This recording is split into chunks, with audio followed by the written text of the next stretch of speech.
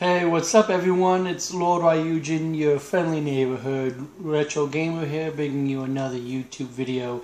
And I wanted to just take a moment to talk about a little bit of the NX and Nintendo in general, and just kind of share my thoughts in regards to something that I've read a lot about and seen a lot of videos on and stuff like that. And that is that, and it's something that I personally agree with, and something that I've been saying for a while, is that Nintendo does not need a gimmick to be innovative. What do I mean by that? Well, I love my Wii U. I enjoy playing it. Wish the battery life was better on the gamepad. But with a lot of the games, you can play it with the Wii Remote, you can play it with the Pro Controller, and even now with certain games like Smash Brothers, you can even play it with a GameCube controller or with a 3DS. So that's a perfect example of what I mean by innovation right there. You can just have it to where if you have it, again, going forward in the future, to where if you have a tablet, maybe you can use it as a controller with your game. Or maybe you can have it to where maybe it accompanies it. Or have a portable that acts alongside it in some way. And even though you have amiibos and stuff like that, they're kind of gimmicky, at least Nintendo is trying to use them in a more innovative fashion than just, hey, buy us and use us in just this one game. They're trying to expand it over multiple games and make it to where any amiibo that you buy can be used in multiple games. And that in itself is a little bit more innovative.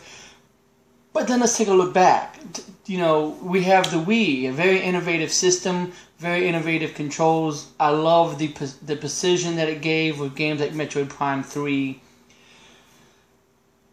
However, you still have systems like, again, the Super Nintendo, which had great games like Super Mario World, Super Metroid, The Legend of Zelda: Link to the Past, that were innovative due to the gameplay mechanics and the ideas that they had, not because they had some gimmick with it. And even with the 64, pretty big controller, but the idea of having accurate controls at that time, with games like Super Mario 64 and Legend of Zelda, games that are held tightly in our hearts and considered to be some of the best games of all time, were on a system that had no gimmicks. Just on a plain Jane, here is a system with, 3D capabilities, with a controller, and people love playing games like GoldenEye, Perfect Dark on it. Some of my favorites, of course, being Jet Force Gemini, Killer Instinct, Super Mario 64. I'm sure there's a lot of others in there that I'm forgetting, but also Majora's Mask, probably the best Zelda of all time. And again, even going forward with the GameCube, a very innovative controller, by the way, and great games like Metroid Prime, which came out for it, Luigi's Mansion, perfect use of the controller. Super Mario Sunshine, Wind Waker, a lot of great games that came out that had nothing to do with a gimmick.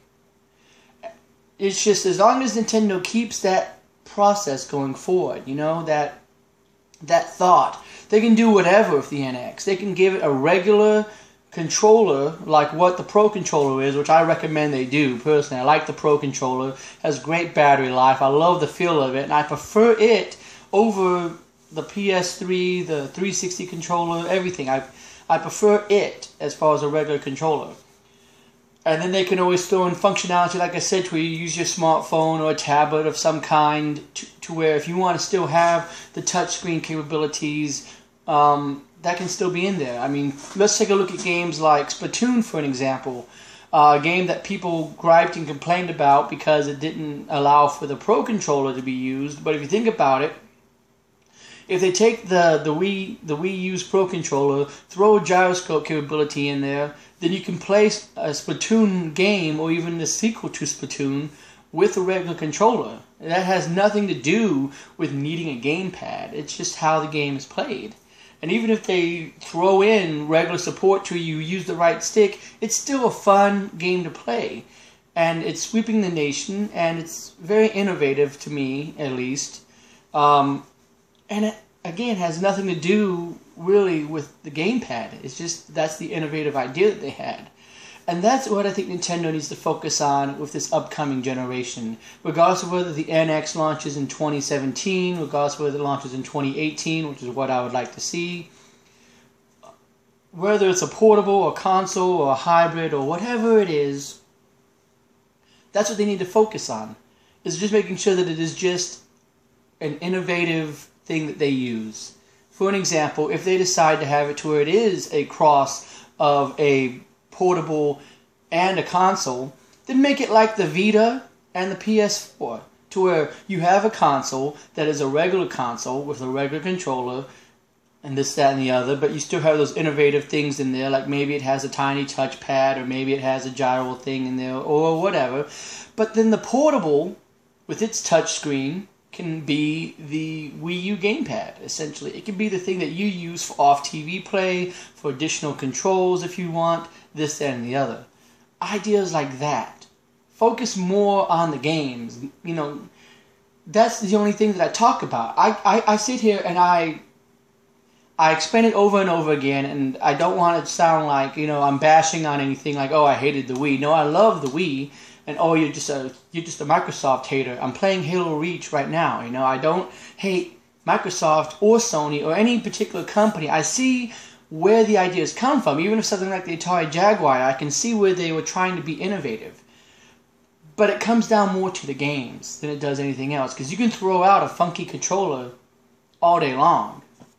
But if you can't use it, and developers can't use it, then the games suffer. And I say this over and over again, because as much as I enjoy my PlayStation 4, again, I'm playing my Wii U more, because it has backwards compatibility to Wii games. So if I'm not playing a new Wii U game, I'm playing a new Wii game, or discovering something for my PS3 or my 360, because right now the PS4 doesn't have a lot of games that I'm interested in playing. That's slowly being changed, but it's a slow process. So it doesn't matter what they do with the NX. They just need to make sure they have those killer titles, you know, that come out. Here's the next Super Mario game. Here's the next, you know, fully realized 3D game, whatever it is, whether it's an F-Zero, whether it is another Zelda game, whether it is whatever. You know, Bayonetta 3 would be a great idea. F-Zero, Super Mario, Metroid, anything really.